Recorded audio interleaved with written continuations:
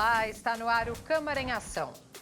Na próxima meia hora, eu e o comentarista Carlos Maglio trazemos para você as principais discussões que movimentaram o Legislativo paulistano durante a semana. Na sessão plenária de terça-feira, o projeto de lei que reajusta o salário dos servidores públicos municipais foi aprovado em segunda e definitiva votação e agora segue para a sanção do prefeito. Os servidores compareceram à galeria da Câmara Municipal de São Paulo para acompanhar de perto a votação. Os vários sindicatos pressionaram por um aumento real dos valores oferecidos pelo Executivo. Durante a sessão plenária, os vereadores da base e da oposição realizaram alguns embates sobre os termos oferecidos no texto de lei enviado pelo Executivo. Para a oposição, o índice de reajuste não atendeu o período de correção da inflação, além de não contribuir com a carreira dos servidores. E as tentativas de negociação foram infrutíferas. Nós procuramos negociar até os últimos instantes. Que apresentamos uma proposta bem racional, até com base no último reajuste do funcionalismo público municipal, que deveria ser acolhido pelo Executivo, mas lamentavelmente não foi.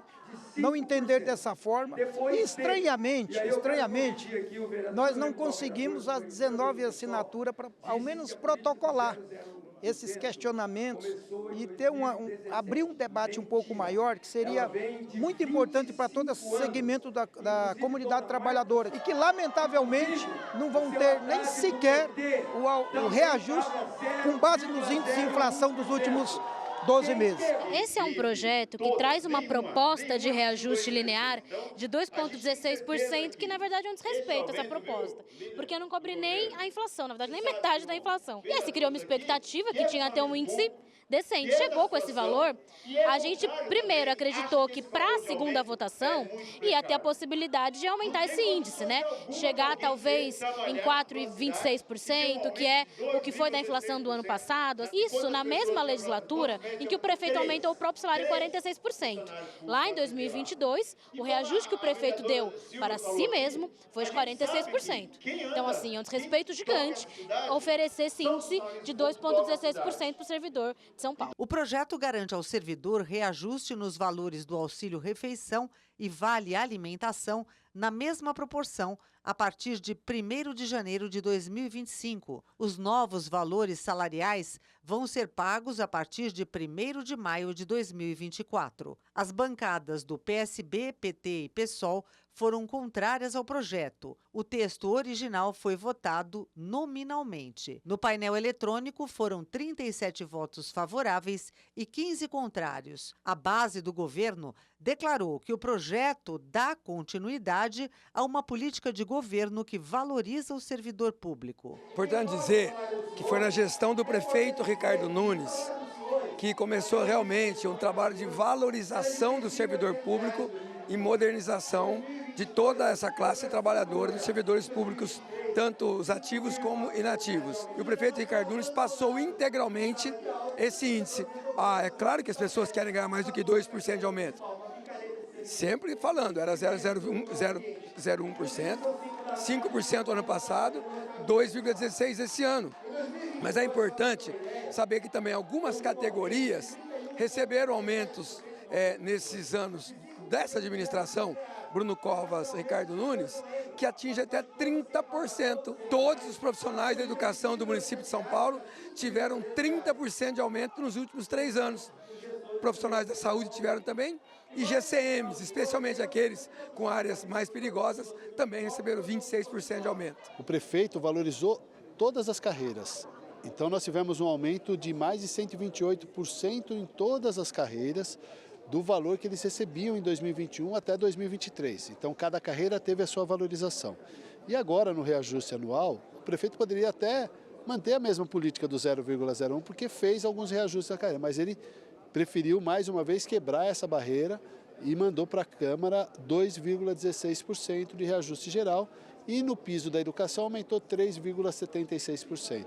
Então essa é a valorização que a gente vai continuar dialogando com todos os setores da Prefeitura, dos servidores públicos, não para só com o reajuste anual, mas sim a valorização de todas as carreiras. A gente tem uma limitação pela lei eleitoral, mas com certeza, com mais um mandato, a gente pode cada vez mais melhorar aqui a carreira dos servidores. Os vereadores aprovaram também outros 2 projetos de autoria da Mesa da Câmara e do Tribunal de Contas do município de São Paulo, respectivamente, sobre a extensão do auxílio funeral e medidas administrativas e organizacionais, ambos em segunda votação e de forma simbólica. Olá, Amálio, como sempre é um prazer ter você aqui com a gente no programa. Privilégio, Carol, participar com você e com os nossos telespectadores. Amálio, a gente viu aí na reportagem da Elis Marina que foi aprovado em definitivo, né, o reajuste salarial dos servidores públicos municipais. É uma proposta que vem do Executivo para a Câmara Municipal de São Paulo. E aí, evidentemente, que se iniciam debates em relação a isso, ponderações de lado a lado. E o que a gente percebeu é que também houve a participação dos servidores que vieram aqui numa audiência pública, fizeram protestos, enfim. Eles tentaram de todas as formas que a proposta fosse melhorada. Foi a votos. O governo fez uma reivindicação que teria que cumprir a lei de responsabilidade fiscal. Então é evidente que é polêmico, é um assunto polêmico e as pessoas que acompanham efetivamente, os servidores que acompanharam, não ficaram satisfeitos, enfim, reclamaram. Mas há inclusive o vereador Fábio Riva falou, que é o líder do governo, que vai continuar pelo menos a tentativa de se valorizar mais a carreira do servidor. E a gente acredita nisso. Então, é sem dúvida nenhuma um reajuste que a mesma proposta que veio do Executivo acabou sendo aprovada, mas não faltou tentativas dos vereadores de todos os lados, né, de melhorar. Só que não foi possível, foi aprovado dessa forma e agora é feita uma carta de lei que vai para a prefeitura e o prefeito sanciona, até porque o projeto é do executivo e o prefeito deve sancionar, né, Carol? Exatamente. Mário, a gente vai para um rápido intervalo e no próximo bloco você confere a análise da CPI da violência e assédio sexual contra mulheres sobre o protocolo Não Se Cale. Fique com a gente, o Câmara em Ação volta em instantes.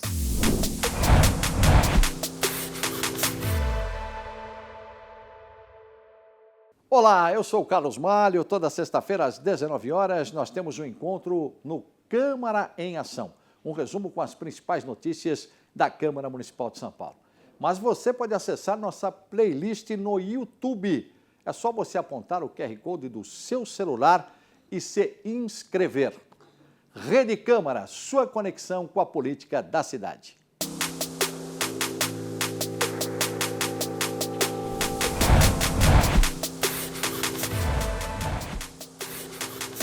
Estamos de volta com o Câmara em Ação. A CPI da violência e assédio sexual contra mulheres fez uma nova reunião na terça-feira com o objetivo de aperfeiçoar a aplicação da lei do protocolo Não Se Cale, de acolhimento à mulher vítima de agressão sexual em espaços de lazer. A CPI reuniu representantes dos poderes executivo, judiciário e de entidades ligadas ao setor de bares, hotéis e restaurantes para discutir sobre a adesão do programa Não Se Cale, instituído por lei criada na Câmara Municipal de São Paulo.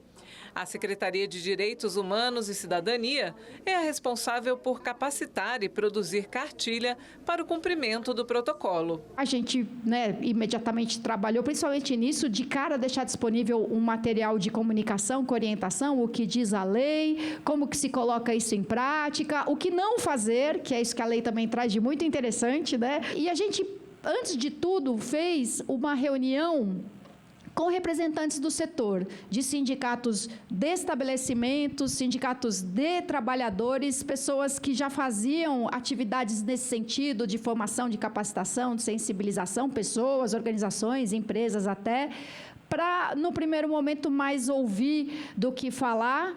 E foram contribuições super importantes, porque para a gente definir, por exemplo, qual é o tempo ideal de formação. O Ministério Público de São Paulo e o Ministério Público do Trabalho criaram o Pacto Ninguém Se Cala para reforçar a proteção da mulher. Ele se destina à conscientização pública e à ampliação de adesão no aspecto de educação, atendimento e respeito a vítimas e difusão dos canais de denúncia de ambos os ministérios públicos. Esse pacto se destina a dar efetividade as legislações que instituem protocolos de atendimento a vítimas em situação de violência nos ambientes de lazer e diversão. O Sindicato dos Trabalhadores em Hotéis, Motéis, Restaurantes, Bares e Semelhantes em São Paulo e o coletivo Grupo de Bares pela Democracia falaram sobre suas ações para se somar ao programa. Nós temos um projeto no Sintoresp, então esse projeto chama Abraçar. Então, nós abraçamos as mulheres que vêm, né, fazer denúncias sobre as empresas, os restaurantes que trabalham, muitas vezes dos patrões, dos gerentes. Então, a gente... e de que forma é feita essas denúncias? Essas denúncias, elas são presenciais, por telefone, por e-mail. Temos nossos departamentos de ações individuais. Eu queria ressaltar a importância de trazer esse treinamento. Levei todos os funcionários da casa para fazer esse treinamento. Eu queria parabenizar aqui a essa iniciativa. Colocar o Bares pela Democracia, que nós somos agora, estamos articulados aí, são mais de 100 bares na cidade de São Paulo, que a gente se colocar à disposição para ser o que precisar ser feito para que a gente efetive de fato isso. Então, locais de laboratório, a gente sabe que demora para essas questões estarem mais redondas. As contribuições são importantes para que a CPI colabore com o cumprimento do propósito da lei: acolher mulheres agredidas sexualmente em espaços de lazer. Entre a aprovação da lei, a sanção da lei e a aplicação da lei, há um processo, né? E agora nós estamos justamente nesse processo, principalmente dando a formação para os estabelecimentos, para os trabalhadores desses estabelecimentos, para que eles tenham essa formação adequada, para que possam realmente aplicar o protocolo Não Se Cale aqui na cidade de São Paulo, que vai com certeza mudar a cultura, né, essa cultura machista do estupro que existe na nossa sociedade, e nós esperamos que a aplicação do protocolo resulte, né, em diminuição dos índices de assédio sexual, de estupro, de violência contra a mulher nos estabelecimentos de lazer. Hoje foi uma reunião muito proveitosa, a gente ouviu vários setores da nossa sociedade e que a gente pôde contar com esse olhar e com o compartilhamento de informações de suma importância para que cada vez mais a gente consiga tornar natural a gente falar que não há violência contra a mulher na cidade de São Paulo, e isso é um caminho que a gente vê sendo pavimentado por essa CPI. Mário, além de estruturar, né, novos meios de defesa para as mulheres, é fundamental esse papel da CPI de analisar o funcionamento desses projetos. Você lembra que eu sempre falo aqui? Toda CPI que acontece na Câmara Municipal de São Paulo, ela reverbera, sim, ela dá eco no país. E o que está acontecendo nesse caso é muito importante, porque o deixa para lá, de antigamente, ele está acabando. Ele primeiro deu lugar ao não é não. Agora está dando lugar ao não se cale. Não é não, não se cale. É por aí. E a gente percebe um engajamento muito importante de todos os agentes dessa história. Principalmente os bares, restaurantes, enfim, né? As casas noturnas, inclusive com treinamento para os funcionários. Treinamento para quando acontecer qualquer caso, não deixar para lá. E a própria mulher não tem que deixar para lá mesmo. Ela tem que ir atrás dos direitos dela. Uma coisa importante quando eu falo que reverbera o que acontece nas CPIs da Câmara Municipal de São Paulo. Tem que começar a reverberar no Congresso Nacional para que o cafajeste que cometa qualquer assédio ou qualquer violência, de fato pague pelo que fez. A lei não pode ser tão branda. Não tem que dar moleza a mais, para que eles tenham medo. Uma coisa que tem que ficar muito clara nessa questão, não é a mulher que tem que ter medo. Quem tem que ter medo é o cafajeste que pratica assédio e que pratica também a violência contra a mulher. E as coisas começam a mudar. A CPI não vai parar por aí, ela vai buscar muito mais. E eu acho que realmente está indo num caminho muito certo, porque acabou essa história. Acabou essa história da mulher ser maltratada, da mulher ser assediada, da mulher sofrer violência quando vai, de repente, para um lazer. Então, tem que acabar de verdade, né, Carol? Com certeza, você falou que o indivíduo, né, a pessoa, tem que ser punida e não pode acontecer como aconteceu na Espanha com o caso do Daniel Alves, que se paga uma fiança, sai de lá como se nada tivesse acontecido. As mulheres se sentem injustiçadas, né, com uma atitude dessa, pode pagar fiança, você foi lá, assediou sexualmente uma mulher, foi condenado e aí você paga uma fiança e está livre. Esse é o tipo do exemplo que vem da Europa, primeiro mundo, Europa, Espanha. Não tem que ser seguido pelo Brasil. E um exemplo foi dado na contrapartida no caso do Robinho, Sim. que veio buscar aqui, de repente, uma guarida. Olha, lá na Itália estão sendo injustos, enfim, comigo. Só que aqui foi condenado e foi preso. Então, as coisas estão começando a mudar, muito por causa disso. Não tem essa história. Quem tem que ter medo é o cafajeste. A hora que ele tiver medo, as coisas vão melhorar e muito. Você citou também a questão dos funcionários desses estabelecimentos de lazer. Eles têm que estar muito preparados para acolher essa mulher, porque no momento que a mulher sofre um assédio, uma agressão, ela fica com medo, inicialmente, ela tem medo de denunciar, então ela precisa de um acolhimento naquele momento para continuar dando prosseguimento, para levar essa denúncia, né? Levar para frente essa denúncia mesmo, ela ser acolhida, para se sentir confortável e segura para denunciar. Você lembra no começo quando eu falei do deixa para lá? Sim. Do não é não, do não se cale? Muitos funcionários de bares e restaurantes até viam assédio, mas usavam o deixa para lá. E não pode usar mais, porque agora eles são treinados, eles têm responsabilidade. Se eles perceberem qualquer tipo, já tem que chegar lá e falar assim, ô cafajeste, ô cidadão, não pode. Faz favor, você está convidado a se retirar. E polícia na parada. Chama a polícia, 190. Tem que fazer valer a legislação. E alô, Brasília, tem que mudar esse Código Penal. Esses camaradas têm que ser punidos de verdade. Não adianta entrar na delegacia, assina lá um termo circunstanciado, daqui a pouco está na rua de novo, fazendo a mesma coisa e dando risada da lei. É isso que tem que acabar, de uma vez por todas no Brasil. Com certeza, Málio. Vamos mudar um pouquinho de assunto, falar da Frente Parlamentar contra Tecnologias Racistas, que realizou o seu terceiro encontro na quarta-feira.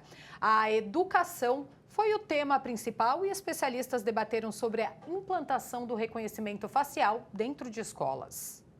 A reunião, comandada pela vereadora Elaine do Quilombo Periférico do PSOL, proponente da Frente Parlamentar e integrante da Comissão de Educação, aconteceu na sede da UNEAFRO Brasil, na Bela Vista, região central da capital. Neste terceiro encontro, a discussão foi sobre as tecnologias que afetam o processo de educação antirracista. Hoje é nosso terceiro encontro da frente, a gente vai se dedicar um pouco a entender como as tecnologias de reconhecimento facial estão sendo implementadas na educação. É um importante debate para a gente, porque a gente tem feito debate racializado nesse tema e entender como essas tecnologias podem estar sendo utilizadas nas escolas com crianças e adolescentes. A gente tem informações de que alguns territórios do país, essa tecnologia tem sido usada para registrar a presença, né, de alguns alunos, mas também informações de que eles estão sendo utilizados nas merendas, né, inclusive para saber qual aluno desperdiça, qual aluno não desperdiça. Então, isso é um ponto importante para a gente fazer no debate. A implantação do sistema de câmeras de reconhecimento facial nas unidades escolares foi questionada pelas especialistas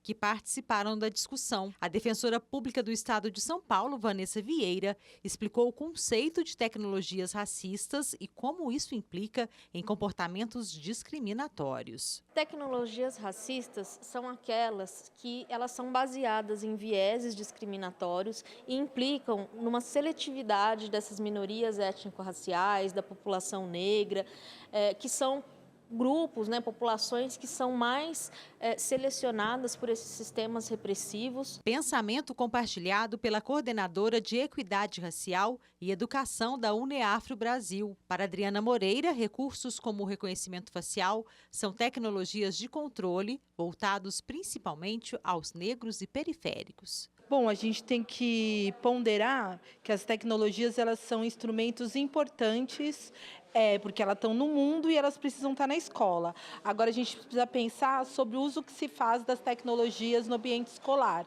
E esse uso, ele não é o neutro. As pessoas que estão na escola, elas conduzem esse uso.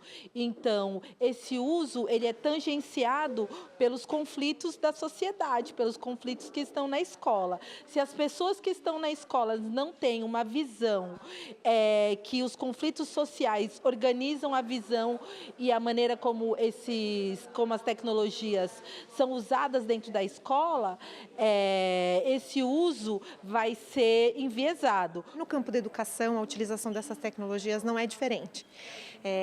Então, o reconhecimento facial, primeiro, começa a ser implementado em escolas públicas, em que se inicia, então, a coleta de dados e a introdução dessas tecnologias num contexto de população mais vulnerabilizada economicamente, que, claro, tem um foco específico em termos de qual é a cor, né, dessa população, e tem um impacto na maneira como a própria comunidade escolar se estabelece, a partir daí, numa noção de educação muito mais focada na vigilância do que na construção de uma comunidade e numa educação que sirva à emancipação. Malha, é importante a gente falar que essa frente parlamentar é uma forma de entendimento e discussão, né, da tecnologia hoje em dia, como ela é usada, como ela pode melhorar e ajudar na construção até de uma sociedade mais igualitária. Sem dúvida, e é o que se busca efetivamente essa frente parlamentar, né? Evidente que a tecnologia é bem-vinda, mas a tecnologia tem que trabalhar de acordo com os avanços que estão sendo conseguidos, principalmente nessa questão do racismo. O racismo hoje é punido, e é punido com veemência. Então, muita gente pensa duas vezes antes de cometer um ato racista. É mais ou menos o que a gente comentou agora há pouco em relação à violência contra a mulher. Precisa ter legislação efetiva. Hoje, por exemplo, quem comete um ato de racismo é cadeia. Tem que ser isso também na questão da mulher. E, claro, todas essas tecnologias, elas são bem-vindas e têm que ser debatidas. O que é bom aqui na Câmara Municipal de São Paulo, a partir do momento que você tem uma frente parlamentar, é que você chama os agentes para conversa. E as vereadoras exercem um papel muito importante nesse sentido, não só as vereadoras, os vereadores também, no sentido de fazer valer efetivamente aquilo que você falou, Carol. Tem que ter uma sociedade cada vez mais igualitária, sabe? Sem privilégios e sem punição para quem não merece. Então, só porque uma pessoa, por exemplo, não tem condições financeiras, tem que ser punida essa pessoa? De jeito nenhum. Então, por isso que tudo isso que está sendo feito, e essa frente parlamentar ainda também tem muito o que fazer, é importante para trazer os agentes para cá, e eu sempre gosto de enfatizar isso, sabe? A legislação, ela é fundamental para fazer com que essas pessoas que ainda pensam, sabe, que tem um rei na barriga, essas pessoas precisam começar a falar, peraí, baixa a sua bolinha aí. Eu acho que é por aí que as coisas vão melhorar cada vez mais, Carol. Você falou que sempre a gente tem novas tecnologias cada vez mais surgindo e nem sempre a gente sabe utilizá-las da maneira correta. Então, a gente precisa mesmo debater como usar essa tecnologia da forma correta para ajudar a população, como a gente já falou, para tornar a sociedade mais igualitária. Precisa de discussão ainda, né? Sem dúvida, e muita discussão. E um aprendizado em relação a essa tecnologia. Porque, veja só, a tecnologia ela avança de uma tal maneira que da mesma forma que ela é usada para o bem, ela também é usada para o mal. É muito rápido, né? É muito rápido. Então, tudo isso a gente tem que começar a ponderar.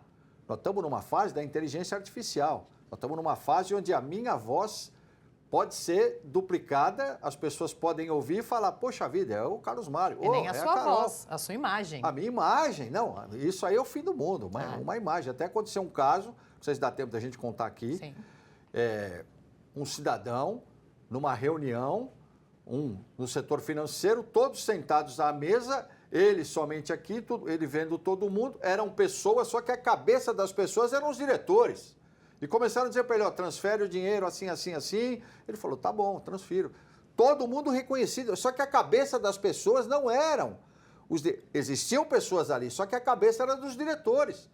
Aí de tarde ele falou com o diretor, não sei se foi na Coreia, sinceramente eu não me lembro que país foi. Ele falou com os diretores, olha, aquele dinheiro transferido. Que dinheiro? Como assim? Que transferência? Ah, mas ele não estava na reunião? Não, que reunião? Os outros estavam virtual e falando para ele. Então até isso estão fazendo. Então a gente precisa tomar muito cuidado. E é importante ter essa iniciativa, não é, da frente parlamentar. Com certeza. Para, de uma certa forma, ir monitorando tudo isso que acontece. Exato. Málio, muito obrigada pela sua companhia aqui no programa. Privilégio participar com você, com os nossos telespectadores. E a gente sempre lembra, você que está nos assistindo, procure acompanhar mais o poder legislativo da sua cidade, a Câmara Municipal de São Paulo. É cidadania. Obrigada. Obrigado a você. E este foi o resumo dos principais assuntos em discussão esta semana aqui na Câmara Municipal. Fique ligado nas notícias da Rede Câmara no portal sãopaulo.sp.leg.br e nas nossas redes sociais. Obrigada pela companhia. Rede Câmara São Paulo, sua conexão com a política da cidade.